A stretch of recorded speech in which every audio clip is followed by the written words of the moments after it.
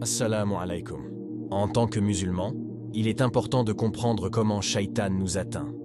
Bien sûr, sa principale tactique est le waswasa, qui consiste à chuchoter, à implanter dans nos cœurs une idée qui ne devrait pas s'y trouver.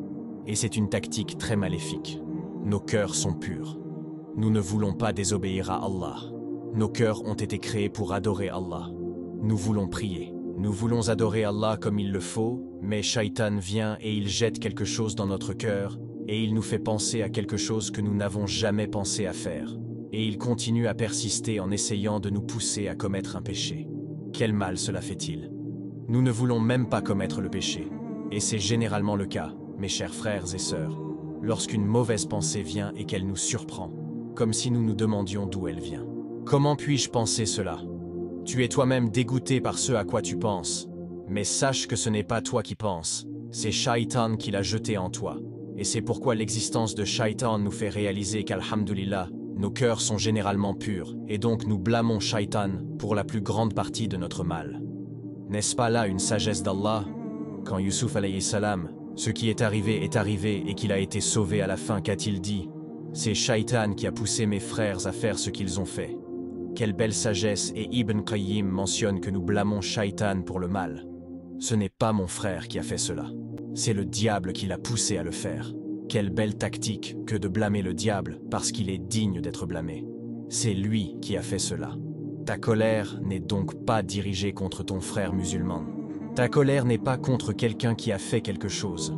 C'est contre le diable qui les a murmurés, qui a fait la waswasa, et c'est pourquoi vos cœurs peuvent être purs envers vos frères et sœurs musulmans, et vous pouvez blâmer le diable.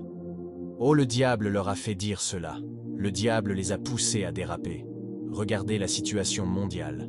L'une des ruses les plus meurtrières du diable est de briser la communauté musulmane et de la désunir. Allah dit, le diable les a fait séparer car c'est le diable qui provoque la désunion. Notre prophète sallallahu alayhi wa sallam a dit que l'unité vient d'Allah et la désunion vient de Shaitan. Allah rapproche les cœurs. L'unité vient d'Allah le Très-Haut, et c'est le diable qui brise les gens. Et c'est l'une de ses tactiques les plus dangereuses car, comme l'a dit notre prophète sallallahu alayhi wa sallam, le loup n'attaque que les brebis solitaires. Et quand il y a un groupe de moutons, le loup n'attaque pas.